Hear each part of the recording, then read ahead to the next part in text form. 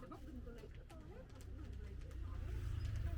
Tức là cái là nó chụp ba cái kiềng vào, có cái là kiềng nó vặn vặn tóm lại nó sẽ, tức là chị phải lấy nó hơi khác nhau một tí nhá. Vâng thế nhá. Vâng.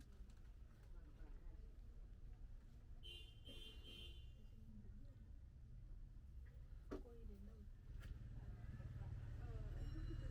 Cái đĩa đi vậy.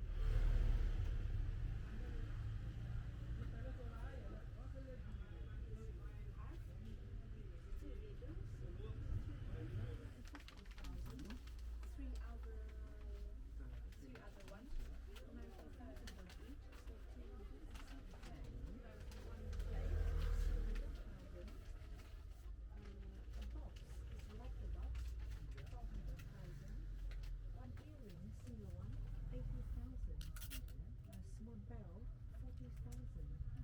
Two chain, 90,000 for each, so 180. Rice got two. And two. So on 40 each, so 260 for two. On hollow, on 40,000 for this one. And this one, 320. On pair of shoes, 140 for hat. Vâng, được rồi, thế nhá.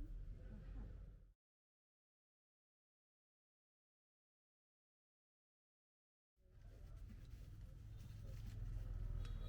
sai,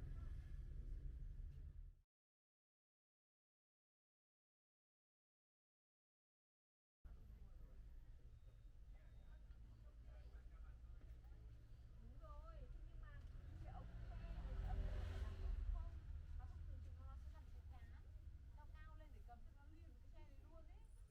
this one I really like, but this one. Cho em cái này bảo này. Từ trước là đã có lần là anh Úc. Liền cái khúc tre đấy mà ở trên nó có cái kiểu như cái cán thì nó cầm ấy. Nhưng mà anh phải nhớ nhá, rằng là cái chỗ lỗ để đục để cắm vào gà là không được khoan đâu nhá, mà phải đục bằng lửa nhá. Cái tóm lại là em rất kỹ, thành ra là anh cứ làm.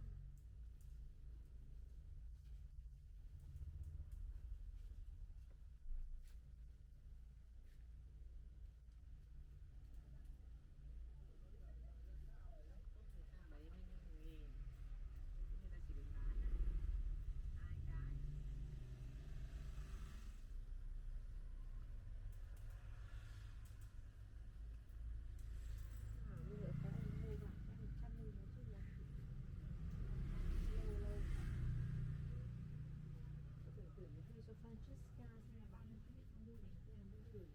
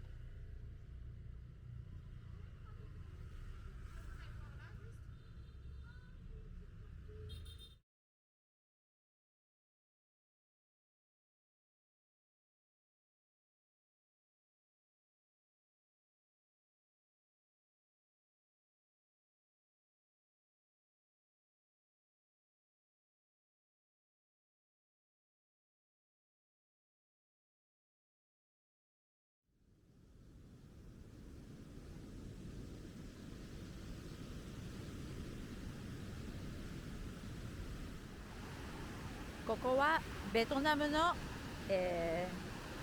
真ん中よりちょっと南の方に寄ったニャチャンという町です。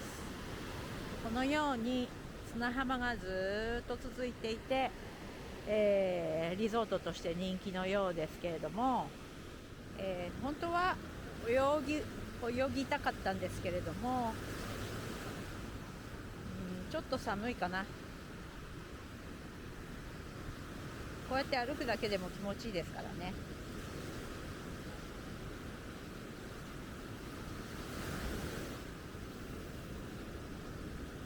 ベトナムは、北のハノイから始まって、ハノイでは博物館がいっぱいあったので、波来た。そこに行ったり、そこから北部の、少数民族の住むエリアの方に行ってマーケットに行ったり、そういう人たちに会うというか見るというかしたりしてきました。でまたハノイに戻った後に、コトのフエ、それからダナンという町に降りてきた後にもう一つのコトのホイアンに行って、そして昨日の夜の夜行バスに乗って今ここにこの、ニャチャンに着いたところなんですよね。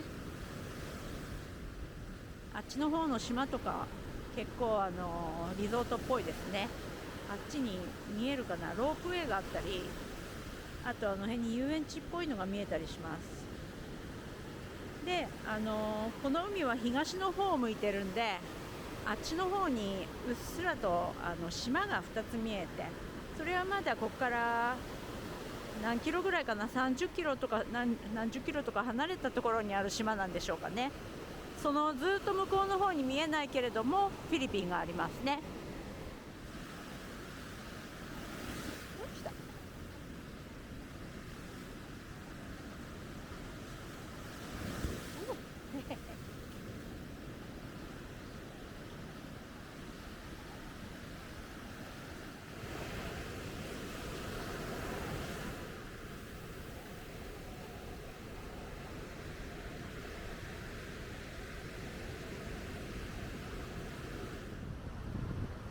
今回はこんな感じで、やっぱり砂浜で石はあんまり落ちていませんでしたね。貝殻と、あとはレンガの擦れたもの、それからシーグラスが見つかりました。